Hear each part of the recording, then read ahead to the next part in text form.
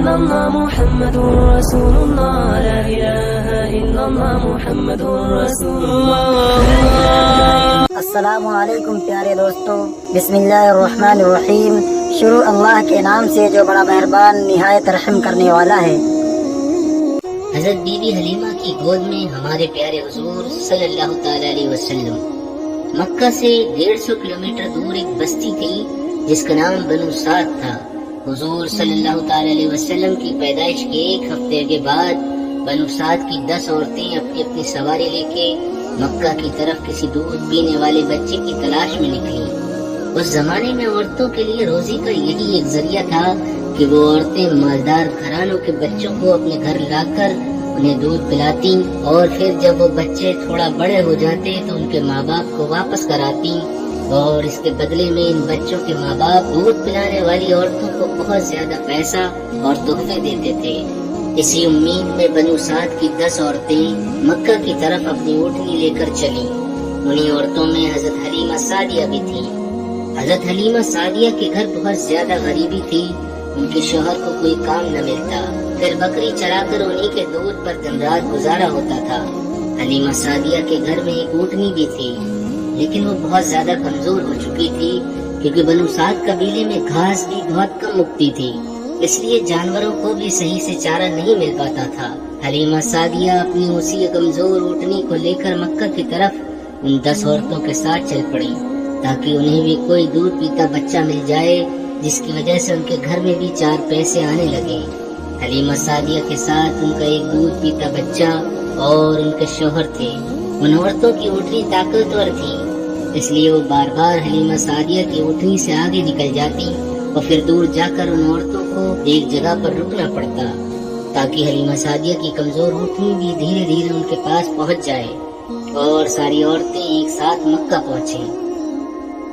ان عورتوں کو بار بار حلیمہ سعدیہ کے لیے رکنا پڑتا تھا، اس لیے آخر ان عورتوں نے حلیمہ سعدیہ سے کہا کہ اے حلیمہ، تمہاری وجہ سے ہمیں بار بار رکنا پڑتا ہے، دھوپ بھی بہت تیز ہے، اس لیے اگر تم اجازت دو تو ہم نکل جائیں اور تم دھیرے دھیرے اپنی اسی اونٹنی سے آتی رہنا. حلیمہ سعدیہ بیچاری اس وقت کیا جواب دیتی؟ انہوں نے کہہ دیا ہاں ٹھیک ہے، تم لوگ میری وجہ سے پریشانی مت اٹھاؤ، جاؤ تم سب نکل جاؤ، میں اپنے شوہر کے ساتھ دھیرے دھیرے آ رہی ہوں. 2 دن سفر کے بعد یہ 9 عورتیں پہلے ہی مکہ پہنچ گئیں اور مکہ میں جتنے بھی مالدار گھرانے تھے ان کے گھروں میں کوئی نہ کوئی دودھ پینے والا بچہ لے لیا. روایتوں میں آتا ہے کہ یہ 9 عورتیں سب سے پہلے ہمارے حضور صلی اللہ تعالی علیہ وسلم کے گھر آتی، لیکن جب معلوم ہوتا کہ اس بچے کا باپ نہیں ہے اور یہ بچہ یتیم ہے تو وہ اسے لینے سے انکار کر دیتی. وہ کہتی ارے ہم اتنی دور سفر اس لیے کر کے آئے ہیں تاکہ بچے کے باپ سے ہمیں کچھ پیسے اور خرچ مل جائے، یہ بچہ تو یتیم ہے، اس سے ہمیں کیا ملے گا. اس لیے ساری عورتوں نے ہمارے حضور صلی اللہ تعالی علیہ وسلم کو لینے سے انکار کر دیا اور مکہ کے مالدار بچوں کو لے کر چلی گئی. جب سبھی عورتوں نے حضور صلی اللہ تعالی علیہ وسلم کو لینے سے انکار کر دیا تو یہ بات حضرت آمنہ کے دل کو لگی اور وہ اکیلی گھر میں بیٹھی اپنے اس چھوٹے بچے کو دیکھ کر رونے لگی اور دل ہی دل میں سوچنے لگی کاش آج میرے معصوم بچے کے باپ زندہ ہوتے تو میرے بچے کو کوئی بھی عورت اپنے گھر لے جاتی، کاش میرے شوہر زندہ ہوتے تو وہ میرے بچے کو گود میں لے کر بازاروں میں گھومتے اور اسے اچھے اچھے کھلونے دلاتے. حضرت آمنہ کے آنسو دیکھ کر شاید اس وقت اللہ تعالیٰ حضرت آمنہ سے کہہ رہا ہوگا کہ آمنہ تم پریشان کیوں ہوتی ہو، اس بچے کے باپ اسے کھلونا لے کر نہیں دے پائے تو کیا ہوا، اس بچے کی تو ایسی شان ہوگی کہ میں آسمان کے چاند کو اس بچے کے لیے کھلونا بنا دوں گا اور انگلیوں کے اشارے سے چاند کے 2 ٹکڑے کر دے گا. آمنہ اس بچے کے باپ سے کیا بازاروں کی سیر کرواتے، آنے والے وقت میں دیکھنا میں اس بچے کو آسمانوں پر بلا کر جنت کی سیر کراؤں گا. حضرت آمنہ خاموش پریشان بیٹھی تھی اور شاید یہی سب باتیں سوچ رہی تھی. حضرت عبد المطلب کو بھی جب اپنے پوتے کے بارے میں یہ خبر معلوم ہوئی کہ کسی عورت نے بھی میرے پوتے کو قبول نہیں کیا ہے، سب نے لینے سے انکار کر دیا ہے، تو ان کے دل کو بھی ایک چوٹ لگی. شام کا وقت ہو چکا تھا. حلیمہ سعدیہ اسی وقت مکہ پہنچی تو انہیں معلوم ہوا کہ مکہ میں کوئی مالدار گھرانے کا بچہ نہیں بچا ہے. ان سبھی عورتوں نے ہر ایسے بچے کو لے لیا ہے جس کا باپ مالدار ہو. حلیمہ سعدیہ تلاش کرتی ہوئی حضرت آمنہ کے گھر پہنچی اور دروازہ کھٹکھٹایا۔ پوچھنے پر بتایا کہ میں دودھ پلانے والی ہوں، دیہات سے آئی ہوں، بچہ چاہیے۔ حضرت آمنہ نے سوچا کہ یہ عورت بھی ابھی میرے بچے کو دیکھ کر منع کر دے گی کہ میں اس یتیم کو گود نہیں لیتی، لیکن پھر بھی اللہ نے ان کے دل میں بات ڈالی اور انہوں نے حلیمہ سعدیہ کو گھر کے اندر بلا لیا۔ حلیمہ سعدیہ کو بھی جب اس بات کی خبر ہوئی کہ بچہ یتیم ہے اور اس کا باپ نہیں ہے تو لینے سے انکار کر دیا اور واپس چلی گئی۔ انہیں کوئی بھی بچہ نہیں ملا اور وہ اپنے شوہر کے پاس ایک خیمے میں پہنچی۔ شوہر نے پوچھا کہ حلیمہ کیا ہوا، کوئی بچہ نہیں ملا؟ حضرت حلیمہ نے جواب دیا کہ نہیں، ہم دیر سے پہنچے اس لیے مکہ کے سارے بچے ان عورتوں نے لے لیے اور میری قسمت میں شاید کوئی بھی بچہ نہیں ہے، لیکن ہاں ایک گھر میں گئی تھی تو وہاں ایک یتیم بچہ تھا، اس کا باپ نہیں ہے تو اس سے ہمیں کیا ملے گا؟ جب باپ ہی نہیں ہے تو پھر ہمیں پیسے اور تحفے کون دے گا؟ اس لیے میں نے اس بچے کو لینے سے انکار کر دیا۔ رات کا وقت تھا، دونوں میاں بیوی خاموش بیٹھے تھے۔ حضرت حلیمہ کی گود میں جو بچہ تھا وہ بہت زیادہ رو رہا تھا کیونکہ وہ 2 دن سے بھوکا تھا اور حضرت حلیمہ کے سینے میں بھی بالکل دودھ نہیں بچا تھا کیونکہ حضرت حلیمہ نے بھی کئی دنوں سے کچھ نہیں کھایا تھا، اس لیے بھوک کی وجہ سے ان کے سینے میں بھی دودھ آنا بند ہو گیا تھا۔ اچانک خاموشی توڑتے ہوئے ان کے شوہر نے اپنی بیوی سے کہا کہ حلیمہ ویسے بھی ہمیں کوئی بچہ نہیں ملا ہے اور ہم اتنی دور کا سفر کر کے مکہ آئے ہیں، کل صبح ہمیں واپس جانا ہے، اس لیے میں مناسب سمجھتا ہوں کہ تم جاؤ اور اسی یتیم بچے کو لے کر آؤ۔ چلو ہمیں کچھ پیسے نہیں ملیں گے تو کیا ہوا، کم سے کم اللہ کی طرف سے کچھ ثواب ہی ملے گا کہ ہم نے ایک یتیم بچے کو پالا۔ خالی ہاتھ گھر لوٹتے ہوئے مجھے اچھا نہیں لگ رہا ہے۔ حضرت حلیمہ نے کہا کہ بات تو آپ صحیح کہہ رہے ہیں، ٹھیک ہے میں ابھی جا کر اس بچے کو لے آتی ہوں۔ اور پھر حضرت حلیمہ بی بی آمنہ کے گھر پہنچی۔ یہ دیکھ کر حضرت آمنہ بہت زیادہ خوش ہوئی کہ چلو میرے بچے کو کسی عورت نے قبول تو کیا۔ حضرت حلیمہ فرماتی ہیں کہ ذرا مجھے اس بچے کو تو دکھاؤ۔ حضرت آمنہ نے زمین پر لیٹے ایک بچے کی طرف اشارہ کر دیا۔ اس وقت حضور صلی اللہ تعالی علیہ وسلم کے اوپر ایک کپڑا پڑا ہوا تھا۔ حضرت حلیمہ نے جیسے ہی وہ کپڑا ہٹا کر ہمارے حضور کا چہرہ دیکھا تو ان کا دل دھک سے ہو گیا۔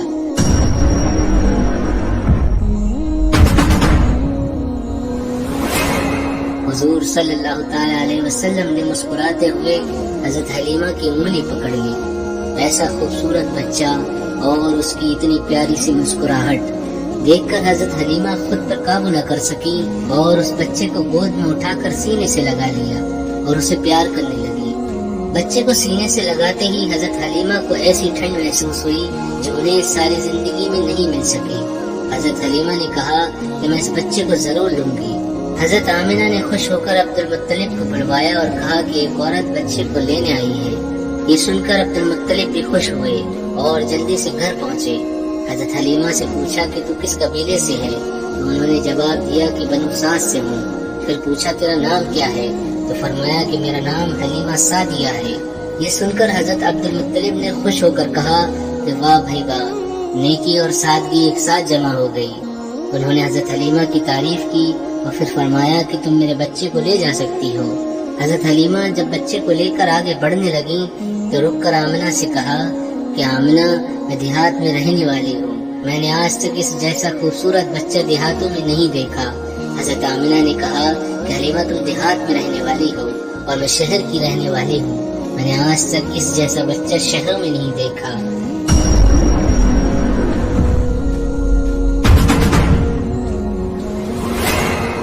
حضرت عبد المطلب پاس کھڑے تھے۔ انہوں نے کہا حلیمہ تم نے دیہات میں ایسا خوبصورت بچہ نہیں دیکھا اور آمنہ تم نے شہروں میں ایسا خوبصورت بچہ نہیں دیکھا، اور میں ملکوں کا سفر کرتا ہوں، میں نے ملکوں میں ایسا خوبصورت بچہ نہیں دیکھا۔ اگر اس وقت حضرت جبرائیل موجود ہوتے تو شاید وہ یہ کہتے کہ حلیمہ تم نے دیہاتوں میں ایسا خوبصورت بچہ نہیں دیکھا اور آمنہ تم نے شہروں میں ایسا خوبصورت بچہ نہیں دیکھا، اور عبد المطلب تم نے ملکوں میں ایسا خوبصورت بچہ نہیں دیکھا، اور میں جبرائیل ساری دنیا کا چکر لگاتا ہوں، میں نے ساری دنیا میں ایسا خوبصورت بچہ نہیں دیکھا۔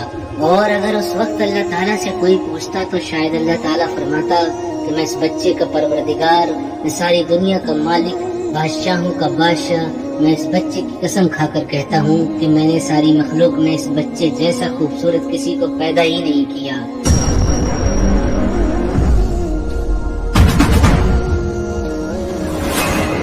حضرت حسان نے ہمارے حضور صلی اللہ تعالی علیہ وسلم کی تعریف کرتے ہوئے ایک بار فرمایا تھا کہ ہمارے حضور صلی اللہ تعالی علیہ وسلم آپ سے زیادہ حسین میں نے کسی کو نہیں دیکھا اور آپ سے زیادہ خوبصورت انسان کسی عورت نے نہیں پیدا کیا۔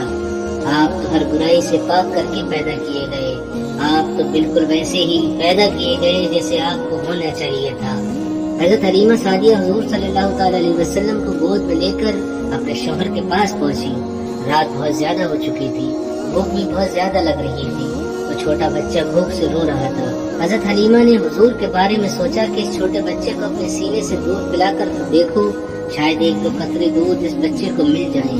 حضرت حلیمہ نے جیسے ہی حضور صلی اللہ تعالی علیہ وسلم کو اپنے سینے سے لگایا تو ان کے سینے میں دیکھتے ہی دیکھتے دودھ بھرتا گیا اور حضور صلی اللہ تعالی علیہ وسلم نے پیٹ بھر کر دودھ پیا اور اس دوسرے بچے نے بھی پیٹ بھر کر دودھ پیا۔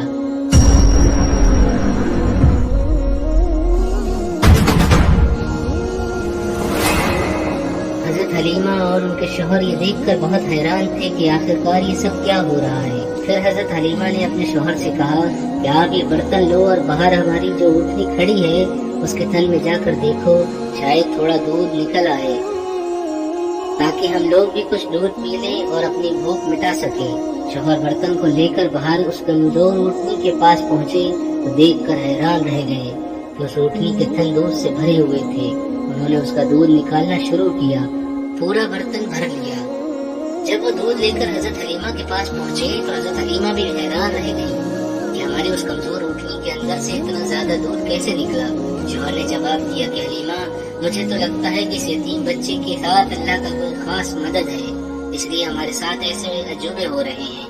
حضرت حلیمہ نے حضور صلی اللہ تعالی علیہ وسلم کو اپنے گلے سے لگاتے ہوئے کہا کہ ہاں، مجھے بھی لگتا ہے کہ میرا چاند سا پیارا بچہ ہمارے گھر کی ساری مصیبتوں کو ختم کر دے گا۔ سبھی لوگ دودھ پی کر سو گئے۔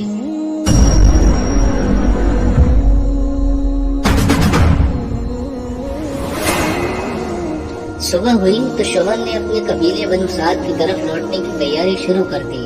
وہ 9 عورتیں پہلے ہی جا چکی تھیں اور بہت دور نکل چکی تھیں۔ شوہر پہلے اونٹنی پر بیٹھ گئے اور پھر خود اپنی بیوی کو اپنے پیچھے اونٹنی پر بٹھایا۔ ہمارے حضور صلی اللہ تعالی علیہ وسلم اس وقت حضرت حلیمہ کی گود میں تھے۔ ان کے شوہر اونٹنی کو بار بار کھڑا کرنے کی کوشش کر رہے تھے لیکن وہ اونٹنی اٹھنے کا نام نہیں لے رہی تھی۔ پریشان ہو کر شوہر نیچے اترے تو وہ اونٹنی ایک دم سے کھڑی ہو گئی۔ شوہر بہت زیادہ حیران ہوئے اور پھر سے اپنی اونٹنی پر آگے بیٹھ کر اسے چلانے کی کوشش کرنے لگے تو وہ پھر سے بیٹھ گئی اور اٹھنے کا نام ہی نہیں لے رہی تھی۔ شوہر کو کچھ شک ہوا اور انہوں نے حضرت حلیمہ سے کہا کہ حلیمہ، تم اس بچے کو لے کر آگے بیٹھو، میں تمہارے پیچھے بیٹھتا ہوں۔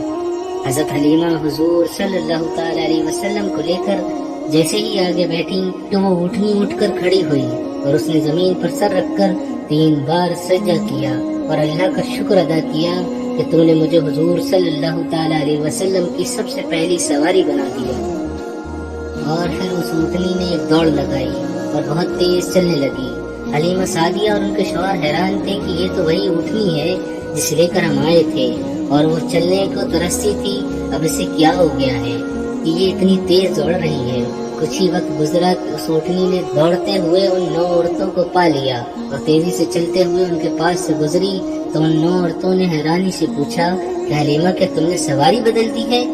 تو حضرت حلیمہ نے جواب دیا کہ میں نے سواری نہیں بدلی بلکہ سواری کا سوار بدل چکا ہے۔ سب سے پہلے حلیمہ سعدیہ ہی اپنے محلے بنو سعد میں پہنچی۔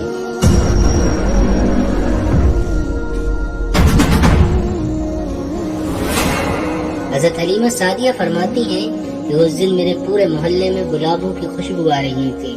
سارے محلے والے حیران تھے کہ آخر یہ خوشبو کہاں سے آ رہی ہے۔ یہ اللہ کی طرف سے ہمارے حضور کا اس قبیلے میں استقبال ہو رہا تھا۔